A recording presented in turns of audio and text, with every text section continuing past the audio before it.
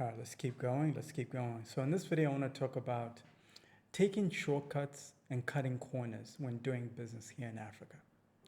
Let me tell you, people here in Africa, especially business owners, they don't think long term like that. So what they tend to do is they tend to focus on taking shortcuts and cutting corners. This is most people. It's not everybody. There's a rare few that focuses on quality and consistency and focusing on servicing the client base. But those ones are very rare. And often you will find that the ones that are like that, they get all the business from, the wealthy clients. They always get the business from the wealthy clients because the wealthy clients are used to a certain level of standard. Let me explain. Let us say there were two developers, property developers. Often here in Africa, there's always going to be that one property developer that will quote you. Everything that they're doing is always about focusing on the cheapest and the fastest to get to the biggest profits. And it seems very short-sighted to somebody that thinks long-term like me. I think it's short-sighted because if you don't put out quality work, it means that the people that you're going to serve are going to be unhappy with the work that you're putting out, and then they're not going to be in a position to refer you to anybody. And then on the flip side, and the second type of like developer would focus on quality, focus on showcasing, a good system, a good process of customer service. So, and also, they know they're going to make the money, right, the profits, but that's not their main focus. Their main focus is putting out the best work possible that lasts.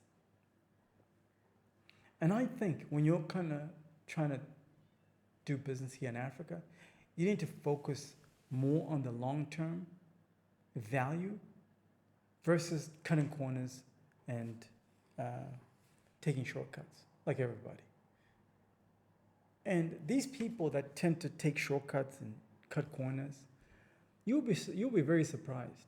They drive really nice cars, they live in nice houses, and you wonder, why would you do this? Just to drive a Range Rover?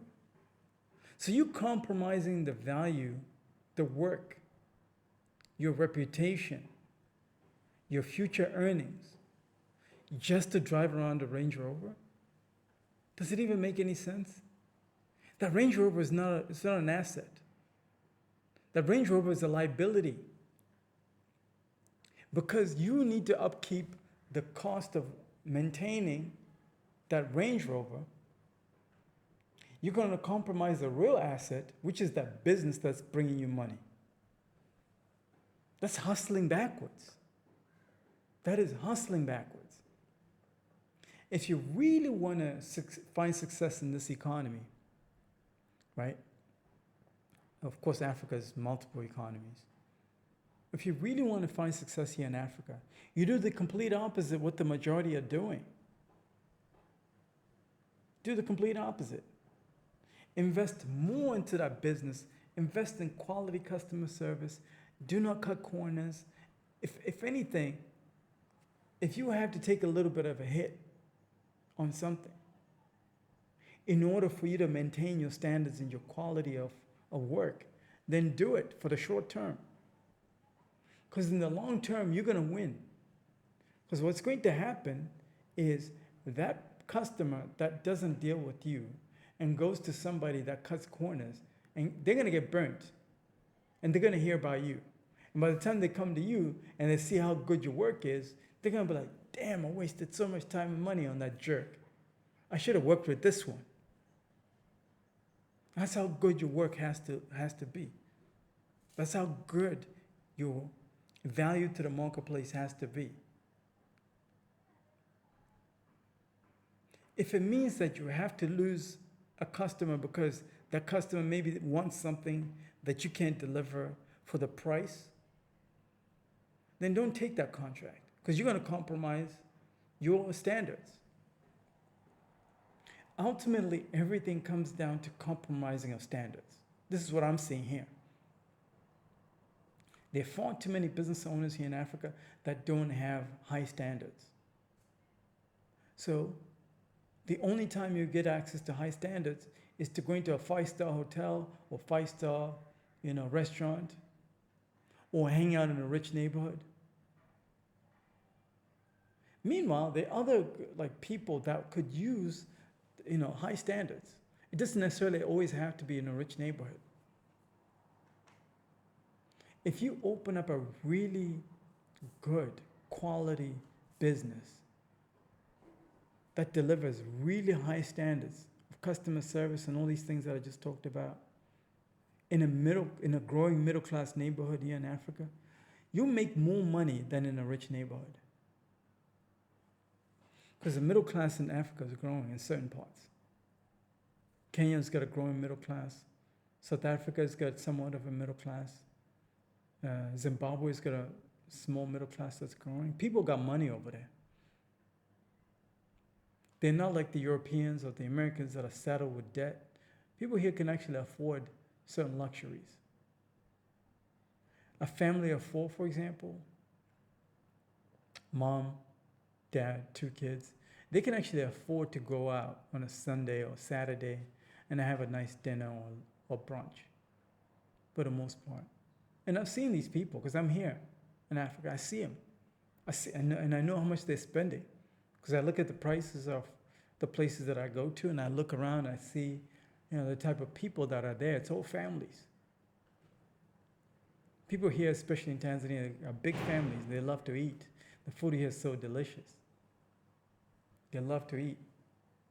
So you find a family of, let's say, 6 splurging. And I know they probably blew like $100,000.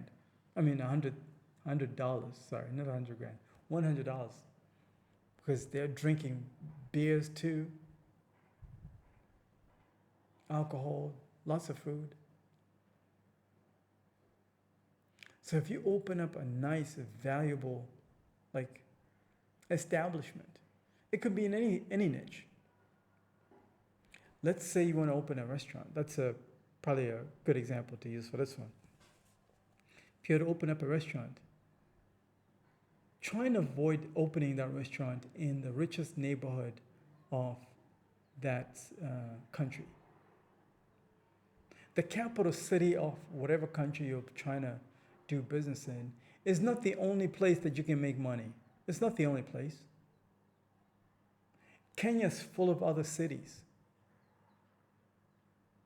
The biggest misconception that people have when they're coming into Africa is that they only make their money in the capital city and in the richest neighborhood of that capital city. No, that's not the case.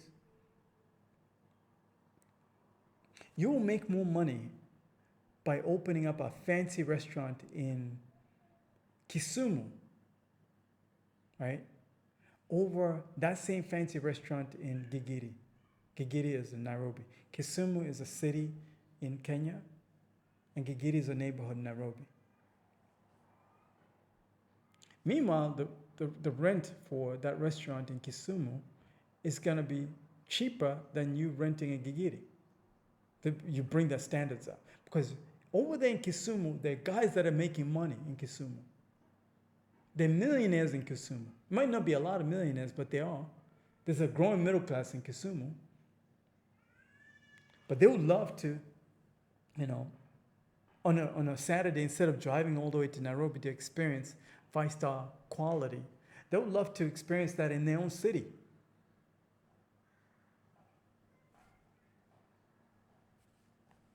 Botswana, there's Francistown. It's not just Gaborone. It's not just Gaborone. There's Francistown. There's probably other cities that I've mentioned. Zimbabwe. It's not just Harare only. There's Bulawayo, there's Mutare, there's Gweru. There are other cities where people are making money, especially some of these mining towns. Let me tell you a story. There was a guy, a really wealthy family, and I remember how wealthy this family is because the parents would come to pay school fees at my high school with cash. And they had 4 kids in that school, and that school wasn't cheap. So they'll come and pay school fees with cash for the entire year. That's how rich they were. So I was like, wait a minute, like, how are they getting this kind of money in such a small country like this one, in such a small economy? What I later on learned was this guy, this wealthy guy family, the dad was a doctor in a small mining town where it must have been maybe like 1,000 people employed by that mining firm. It was a foreign-owned company. I think it was a British company. So that mining company needed a qualified doctor. And this qualified doctor just set up an office over there just to service one company with 1,000 employees. And the bill was being taken care of by the British company that was coming to mine. So if you was taking care of, let's say, the entire population of 1,000 miners and their families in that little mining town, 1,000, and he's billing maybe $100 a visit. I don't know what it is, man. I'm just putting out some numbers here. Think about it. That's a lot of money. $100 a visit times, let's say 1,000. Maybe $100 is a lot. Let's say $10 per visit times 1,000 customers. That's 10 grand right there. So there are people out there in these smaller cities outside of the capital that are printing money. So if you offer your services to these smaller towns where there's money, these little pockets where there's money, and you don't cut corners, you don't take shortcuts, you can service and make money. You can make so much money. There's also another opportunity that I saw, another rich family, where there's a region with a lot of really expensive schools in Zimbabwe. It's pretty close to the capital, but it's not in the capital. And in that area, it's another smaller town, and within that small town, there are a bunch of really expensive schools in that small town. I'll say maybe like 5 or 6 really expensive schools. These schools are so expensive, the South Africans, the British people, are bringing their kids to go to schools in those places. So you know those schools are not cheap. So somebody came up with an idea, one of these people that had land in that area, came up with an idea to start a nice lodge, like for Airbnb. They set it up real nice, an eco lodge, and every time the parents of these kids, because these are all boarding schools, so every time the parents of these kids want to come in and see their kids, they needed a place to stay that is really good, that the standards are comparable to what they're used to, because these are wealthy people. So what this person did, the guy, he just built a really 5-star, really good quality 5-star Airbnb, within that area, within that town, so that all these parents that were coming in from South Africa, the UK, coming to visit their kids, they can stay there for Airbnb. They book it, and they know they're getting everything. They're getting good Wi-Fi, amenities on point, all of that. They didn't cut corners. They didn't take any shortcuts when they were setting up the business. And they're just printing money all day. Your competitive edge when you come here to Africa is to do the complete opposite of what everybody else is doing. If everybody else is cutting corners, don't do that. That's how you're going to win. In whatever niche you're trying to get into.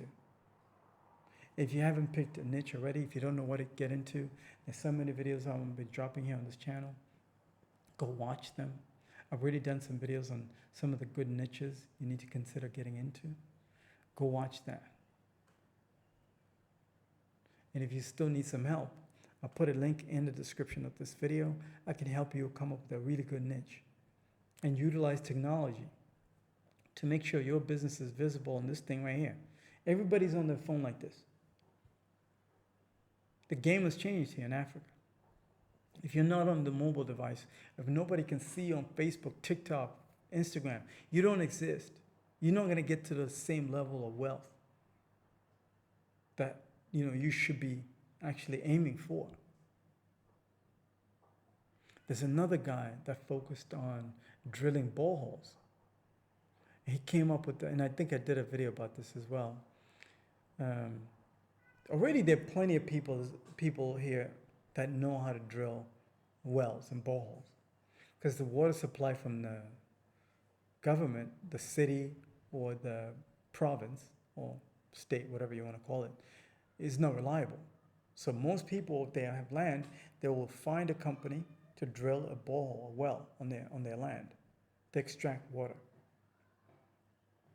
So this guy found a gap in the market. He discovered that most people were cutting corners and taking shortcuts.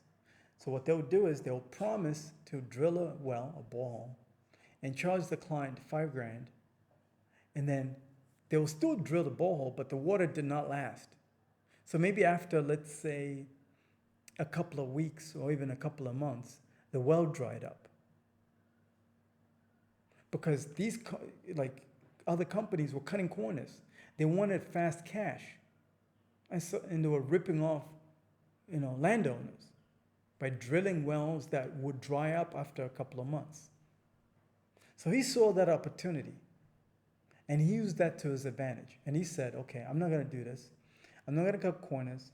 So if somebody says they want a well drilled on their land, I'm going to come over there and do my assessment. When I do my assessment, I'm going to keep it real with you. If I know that the water supply that you have is not going to last, I'm going to tell you about it. Then you make your decision. Or I'm not even going to take the job at all. Not at all. I'm not going to take it.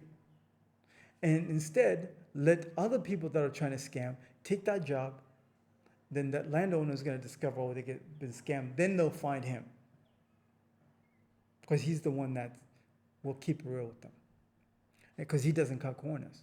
See, he was known as the guy that never cuts corners. He would turn down the job if your water supply did not last, based on his assessment. To this day, he keeps getting clients. To this day, he's getting a lot of referral business that way, because he's known as the stand-up guy who's going to deliver. And that's how you got to operate your business over here in Africa. That's how you dominate the game. If you're ready to dominate, if you don't know what niche you want to get into, schedule time. I'll put a link in the description of this video. This will be a paid consultation. I'm going to teach you how to do your branding. I'm going to teach you how to do your marketing, how to set up the right systems, all of that. Because you need a coach. You need the best coach in your corner. Schedule time. Talk to you soon.